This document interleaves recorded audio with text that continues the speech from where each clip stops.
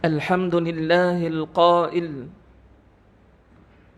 لا يحب الله الجهر بالسوء من القول إلا من ظلم وكان الله سميعا عليما أشهد أن لا إله إلا الله وحده لا شريك له وأشهد أن محمدا عبده ورسوله اللهم صل وسلم على سيدنا محمد وعلى آله وأصحابه أجمعين أما بعد فيا أيها المسلمون اتقوا الله أوصيكم وإياي بتقى الله فقد فاز المتقون قال الله تعالى يا أيها الذين آمنوا اتقوا الله حق تقاته ولا تموتن إلا وأنتم مسلمون. Muslimin yang dirahmati Allah sekalian, marilah kita meningkatkan keimanan dan ketakwaan kita kepada Allah Subhanahu wa taala dengan bersungguh-sungguh melaksanakan segala perintahnya dan meninggalkan segala larangannya. Mudah-mudahan kita akan beroleh kejayaan di dunia dan di akhirat. Khutbah kali ini bertajuk COVID-19, elakkan bicara tanpa pahala. Muslimin yang berbahagia, dalam suasana yang tidak menentu kini akibat pandemik COVID-19 dan pelbagai ancaman lain yang sedang meragut kebahagiaan kemanusiaan, terlalu banyak unsur-unsur negatif yang muncul dan memberi kesan kepada perwatakan manusia. Ada yang menghadapi konflik diri, nilai, kekeluargaan dan persahabatan. Juga konflik pendapatan yang turut membelenggu hidup hingga ada yang terpaksa hidup melarat.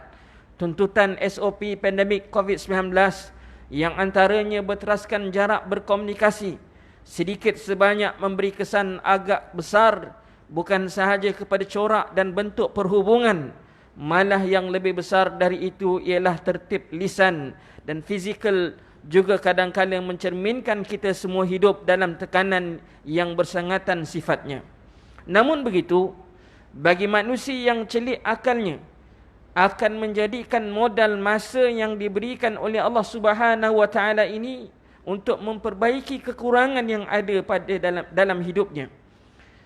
Ini kerana dunia ini tidak lama, masa yang berbaki tinggal sedikit, tanda-tanda akhir zaman saat untuk dikiamatkan oleh Allah sudah terlalu hampir dan telah pun ditunjukkan oleh Allah Subhanahu wa taala. Tetapi kita masih lagi dengan perangai yang lama, seolah-olah kita tidak akan mati. Oleh itu, lakukanlah amal soleh sebaik mungkin. Masa yang ada dan yang akan datang itu sewajarnya dimanfaatkan. Carilah redha Allah Subhanahu wa taala. Kita tidak tahu bila masa kita bakal berjumpa Allah Subhanahu wa taala. Amalan kita sedikit, maksiat kita banyak, kita habiskan umur kita dalam keadaan sia-sia. Manfaatkanlah diri kita yang masih wujud, termasuk lidah kita.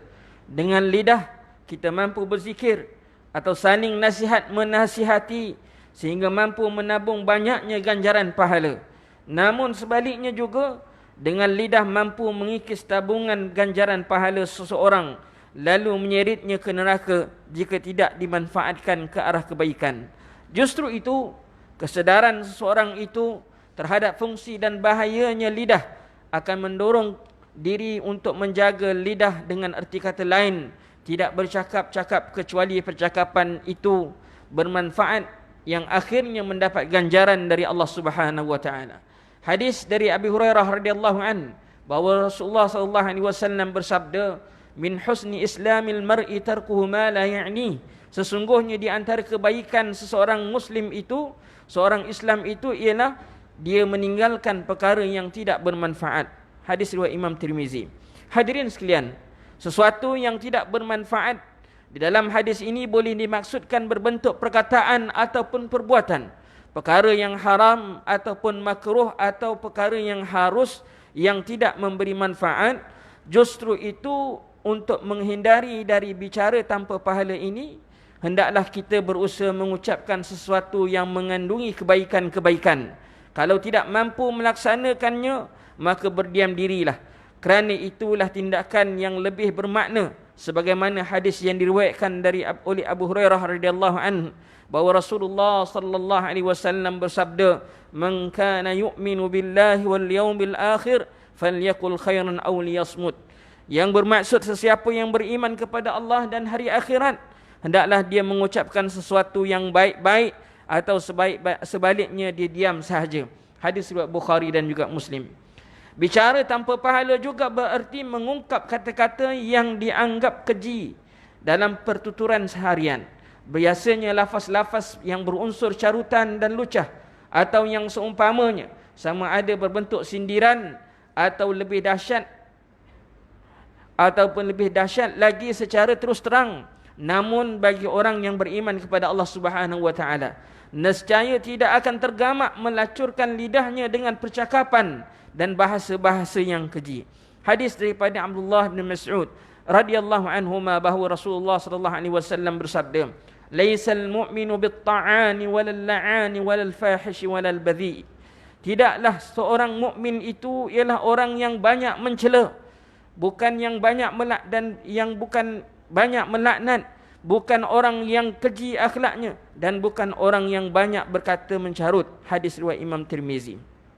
Sebenarnya orang yang buruk sikapnya akan memandang buruk kepada orang lain, sentiasa bersangka buruk kepada orang lain, malah menganggap orang lain tidak ikhlas, ada kepentingan, nak popular dan sebagainya. Sebenarnya dia yang memiliki sifat-sifat buruk tersebut. Contoh yang berlaku dalam suasana COVID-19 ini, ada orang tidak patuh arahan, menghadkan bilangan jemaah dan Jumaat dengan menuduh pihak-pihak tertentu makan gaji buta. Tak buat apa, jaga periuk nasi sendiri dan memang suka meninggalkan salat Jumaat. Muslimin yang dikasihi Allah sekalian, sesungguhnya bencana keburukan lidah itu jika diperincikan terlalu banyak seperti dusta, mengumpat, mengadu domba dan lain-lain lagi. Namun apa yang penting, semua itu adalah angkara keburukan lisan. Kadang-kadang amat sukar untuk mengawal lisan agar kerap berbicara soal yang baik-baik sahaja. Tetapi yakinlah, jika hari demi hari lisan kita dididik, diasuh dan diajar berzikir atau berselawat ke atas Nabi sallallahu alaihi wasallam, atau dibasahi dengan bacaan Al-Quran, tidak mustahil akhirnya kita mampu menguasai kemahuan dan kehendak lisan. Betapa bertuahnya kita di saat itu, bibir menguntum senyum simpul kerana terbayangkan ganjaran dan keredaan Allah Subhanahu wa taala ketika lisan sudah sibuk bertasbih, bertahmid dan juga bertakbir. Sesungguhnya tiada satu pun perkataan yang terzahir terlepas daripada catatan Allah Subhanahu wa taala. Tidak ada sesuatu kata yang diucapkan melainkan ada di sisinya malaikat yang siap sedia mengawal dan mencatat segala-galanya.